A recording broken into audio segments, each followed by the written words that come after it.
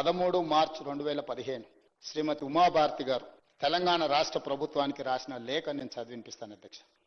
స్పష్టంగా ప్రాణహిత చేవెళ్లలో నీళ్లు అందుబాటులో ఉన్నాయి, మీకు హైడ్రాలజీ క్లియరెన్స్ ఇచ్చినాము, దీని ప్రకారం మీరు ముందుకు వెళ్ళండి అని ఆనాటి జలశక్తి మినిస్టర్ ఉమాభారతి గారు రాసినారు.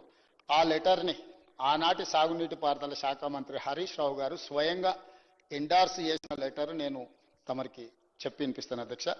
13 March 2015 planning aspect status hydrology. The hydrology of the project was cleared on 24/10/2014. 24/10/2014 ఈ డేట్ నాడు మీకు క్లియర్ గా హైడ్రాలజీ క్లియరెన్స్ ఉన్నది. Project however project authorities write their letter dated 24/11/2014 have submitted the modified hydrological series for approval.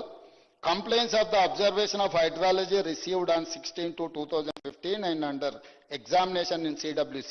వారు ఏదైతే letter refer చేసిరో 24/10/2014 ఆ లెటర్లో ఏమున్నది అధ్యక్ష అంటే 24/10/2014 letter.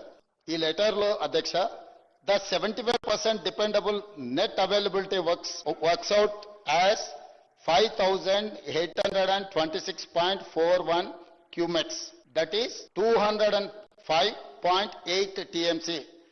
Attempts may be made to up to series beyond 2004. స్పష్టంగా 205 TMCల వాటర్ అందుబాటులో ఉంది, మీరు ఈ ప్రాజెక్టును కట్టుకోండి అని చెప్పి ఉమాభారతి గారు లెటర్ రాస్తే ఈనాటి శాసనసభ్యులు ఆనాటి ఇరిగేషన్ శాఖ మంత్రి హరీష్ రావు గారు దీని మీద ఎండార్స్మెంట్ చేసిండ్రు. CE Pranahita, please study the items and take appropriate action and report submit అని హరీష్ రావు గారు ఎండార్ చేసిన లేఖ ఇది అధ్యక్ష.